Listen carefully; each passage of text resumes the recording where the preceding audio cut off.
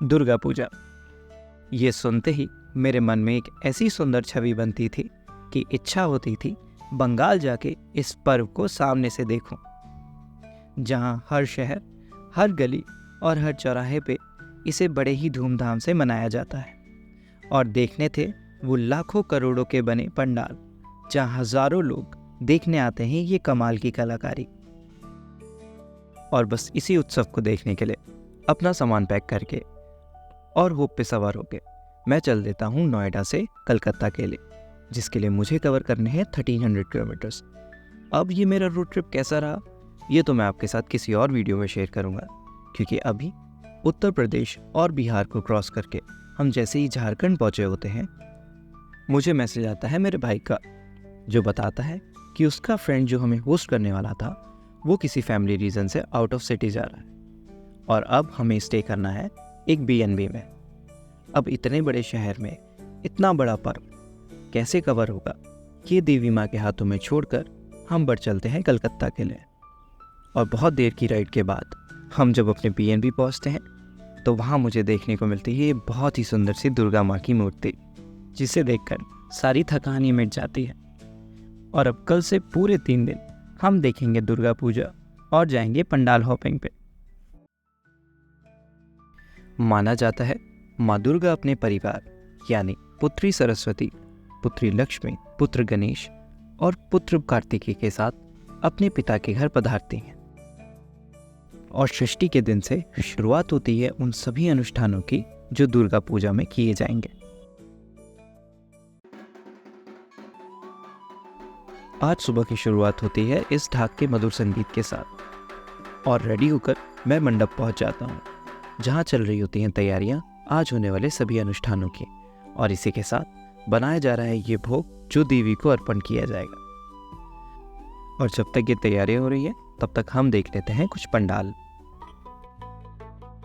पंडाल दुर्गा पूजा पर लगाए जाने वाले वो बांस के टेम्पररी स्ट्रक्चर्स होते हैं जिनकी अपनी एक थीम होती है। जैसे ये पंडाल, ये बनाया गया था हॉट एयर बलून जैसा और जिसकी थीम थी विमेंस फ्रीडम। और इसी पंडाल में आपको देखने को मिल जाती हैं मदर टेरेसा, सरोजिनी नायडू और कल्पना चावला जैसे महान हस्तियों की पेंटिंग्स। और इसी के बीच स्थापित थी ये बहुत ही सुंदर देवी माँ की प्रतिमा।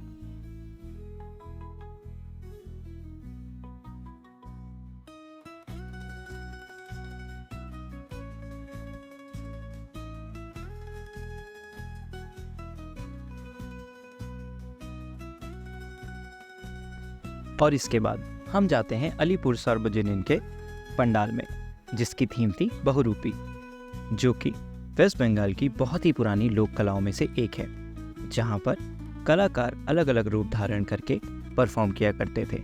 और इसी चीज़ को इस पंडाल की दीवार पे बहुत ही अच्छी तरीके से दिखाया गया है।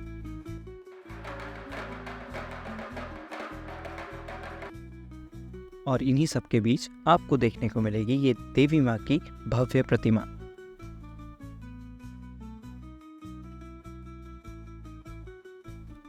दुर्गा पूजा के दौरान मैं हर दिन एक लिस्ट बनाया करता जिसमें लिखे होते थे वो पंडाल जो मुझे कवर करने हैं। पर जैसे ही हम पहले पंडाल से निकलते उसी के पास एक दूसरा पंडाल दिख जाता, जिसकी सुंदरता और कलाकारी ऐसी होती कि बिना देखे जाने का मन ही ना हो। और बस इसी कारण से मेरी बनाई हुई लिस्ट कभी काम नहीं आई।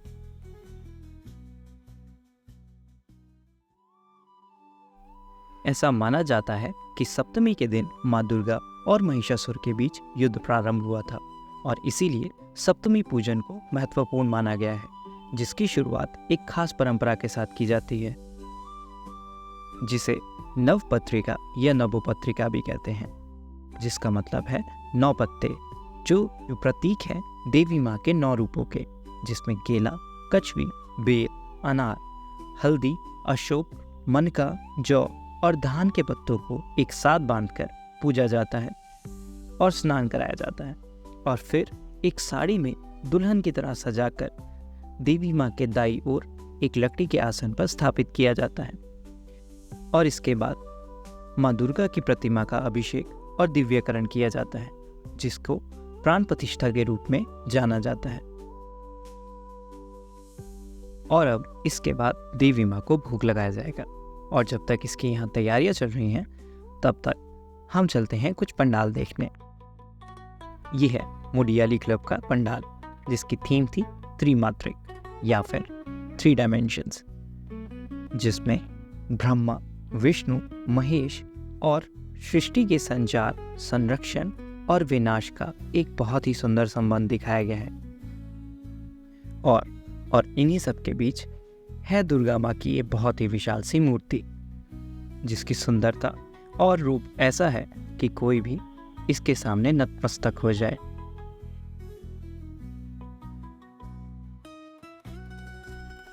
और इसके बाद हम जाते हैं एक ऐसे पंडाल जहाँ शायद मुझे सबसे ज़्यादा समय लगा था, और वो है चोरे बगान का ये पंडाल, जिसकी थीम थी दुर्गा। यहाँ देखने को मिलते हैं ग्रह और चंद्रमा के बीच की बहुत ही सुंदर और भव्य देवी माँ की मूर्ति, जिसको देखकर एक ऐसी शांति का अनुभव होता है कि बस मैं यहाँ खड़ा ही रह जाता हूँ।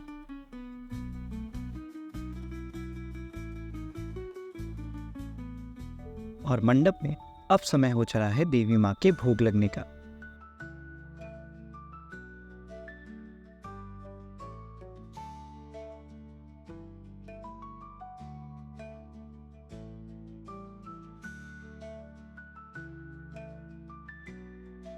और अब भोग के बाद समय हो गया है आरती का, जो की जाएगी ढाक और काशूर की धुन पर।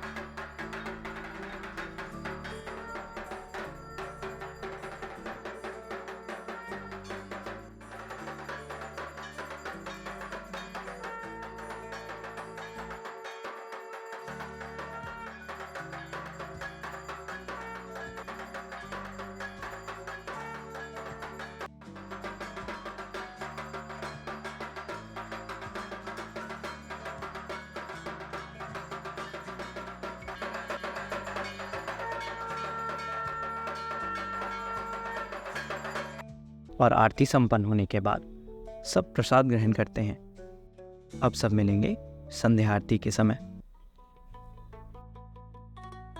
शाम को जब लोकल ट्रांसपोर्ट पकड़कर हम पंडाल घूमने निकलते हैं, तब दिखता है दुर्गा पूजा के उत्सव में डूबा हुआ ये पूरा शहर।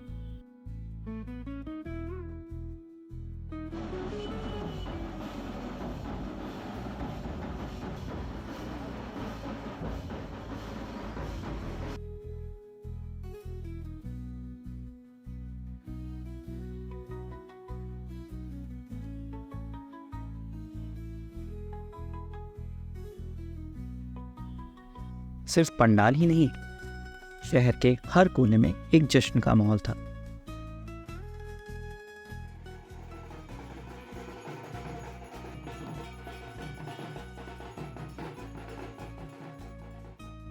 और बस इसी के साथ एंड होता है हमारा आज का दिन।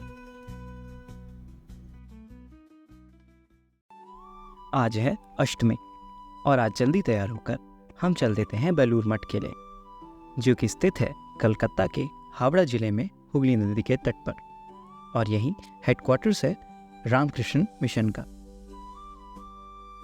बेलूर मठ की स्थापना 1897 में स्वामी विवेकानंद जी ने एक ऐसी कल्पना के साथ की थी जिसमें सभी धर्म के लोग एक साथ आ सकें, और अपनी इसी वास्तुकला और आध्यात्मिक महत्व के लिए ये पूरे दुनिया भर में जाना जाता है। और यहीं स्वामी विवेकानंद जी ने अपनी समाधि ली थी। बेलूर मठ में दुर्गा पूजा का विशेष महत्व है, और सन 1901 में स्वामी विवेकानंद जी ने अष्टमी के दिन शुरुआत करी थी कुमारी पूजा की, जिसमें एक छोटी बालिका को माँ दुर्गा के रूप में पूजा जाता है।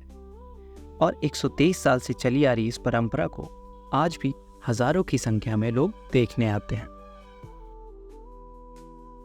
बेलूर मठ से वापस आते समय हम पहुंच जाते हैं चेटलाग्रानी पंडाल, जिसे बनारस के मंदिर और घाट के जैसे सजाया गया था। और यहाँ थीम थी गंगा पोल्यूशन, और इसीलिए इस पंडाल को स्पेशल थीम अवार्ड से भी सम्मानित किया गया। और जितना सुंदर ये बाहर से था, उससे कई ज़्यादा दिव्य ये अंदर से लग रहा था, जहाँ हजारों दियों से इस पूरे पंडाल को सजाया गया था। और इसी के सामने स्थापित थी देवी माँ की ये मूर्ति,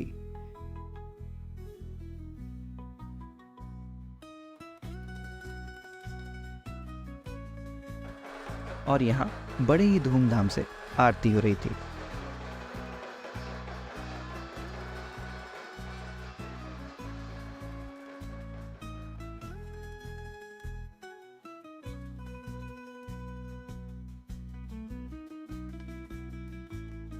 जिसके समाप्त होने के बाद हलवा और चने का प्रसाद ग्रहण कर हम चल देते हैं संतोष मित्रा स्क्वायर के वेरी फेमस लास वेगस पियर देखने।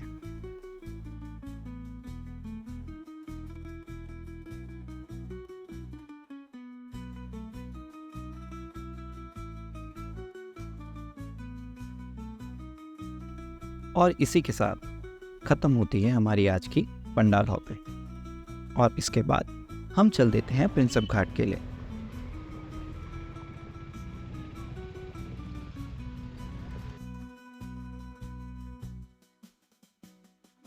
और अपनी बाइक साइड लगाकर हम थोड़ा सा आगे बढ़े ही होते हैं कि हमें पता चलता है कि इस घाट पर एक रेलवे स्टेशन भी है।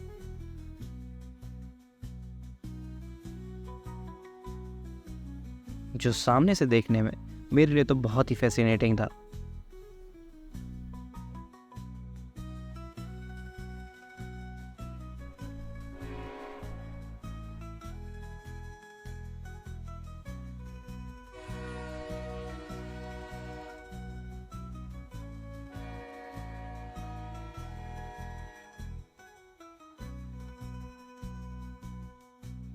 और घाट पहुंचते ही देखने को मिलता है ये ब्यूटीफुल सा सनसेट, जिसके साथ महसूस होता है एक ठहराव, क्योंकि जब से नोएडा से चला था तब से यहाँ से वहाँ बस भाग ही जा रहा था।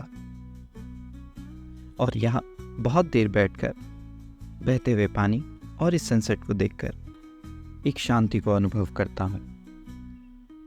और इसके बाद हम चल पड़ते हैं वापस मंडप के लिए, जहाँ पे अब समय हो रहा है संध्या आरती का।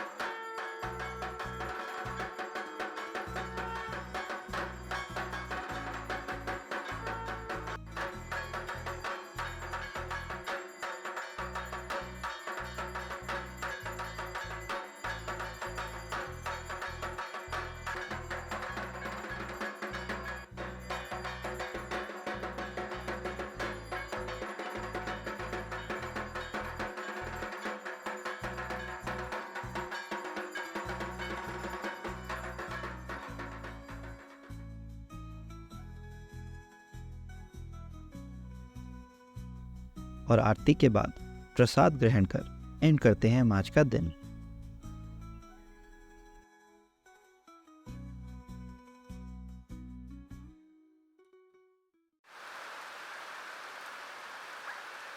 और आज के दिन की शुरुआत होती है इस तेज बारिश के साथ।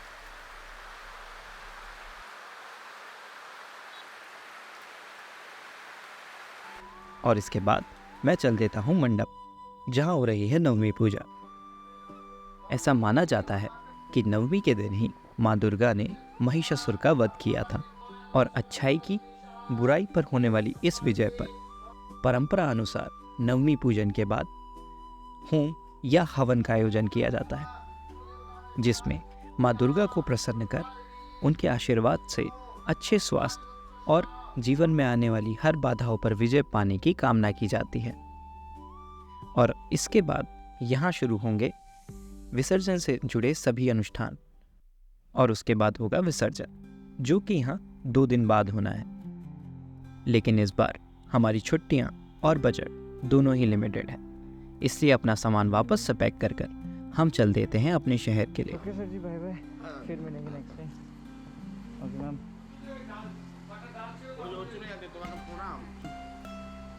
बाय, आराम से जाइए, आराम से, कोई गड़बड़ नहीं है।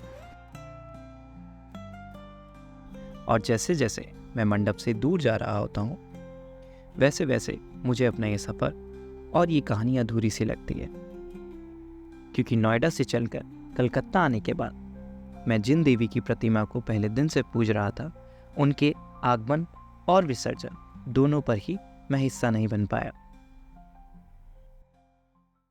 पर शायद देवी की इच्छा कुछ और ही थी। और जब एक दिन ट्रैवल कर लेने के बाद मैं अपने दोस्त के शहर पहुंचता हूं, वहां सुबह से ही विसर्जन की तैयारियां शुरू हो गई होती हैं। और विसर्जन के लिए यहाँ हर पंडाल का एक समय निर्धारित है, ताकि विसर्जन शांतिपूर्ण तरीके से हो सके।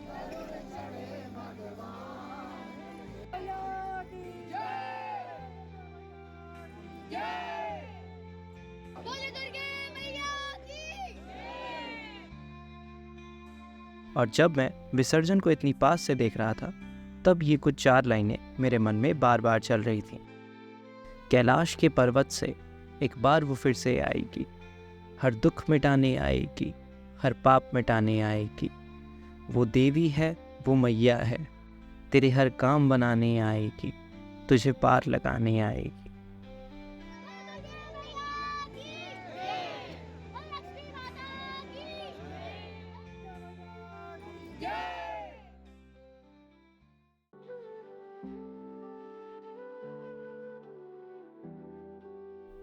और जब फाइनली मैं इस वीडियो पर काम कर रहा था, तभी मुझे मैसेज आता है सम्राट जी का, जो मुझे भेजते हैं विसर्जन की कुछ पिक्स।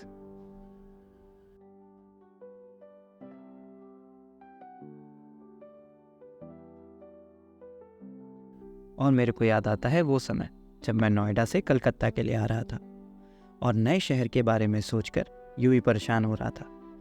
पर उस शक्ति ने मेरे लिए चीज़ें ऐसे प्लान करी थी कि अब कलकत्ता कभी भी अनजाना नहीं लगेगा। और इसीलिए मैं सच्चे दिल से धन्यवाद करना चाहता हूँ उन सभी लोगों का जिन्होंने मेरी इस दुर्गा पूजा को देखने की इच्छा को इतना आसान बनाया। अब पता नहीं इस वीडियो में मैं इस पर्व को आप तक कितने अच्छे से पहुँचा पाया, और इसका कोई बहाना भी नहीं है मेरे पास। पर एक बार फिर आऊँगा, देवी माँ के आगमन से विसर्जन तक यहीं रुक के जाऊँगा। और हाँ, अगर इस पूरे वीडियो में मेरे से किसी भी परंपरा या कुछ कहने में किसी भी तरह की कोई भूल हुई हो तो मुझे माफ़ करिएगा। और अगर आपको ये मेरा वीडियो पसंद आया हो तो इसे लाइक और शेयर ज़रूर करें, और कमेंट करके ज़रूर बताएं कि आपको सबसे सुंदर पंडाल कौन सा लगा। तो मिलता हूँ जल्द ही किसी नई वीडियो के साथ। तब तक जुड़े रहें बैंक ऑन होप के साथ, और आप सभी को धनतेरस और दिवाली की हार्दिक शुभकामनाएं। Thanks for watching.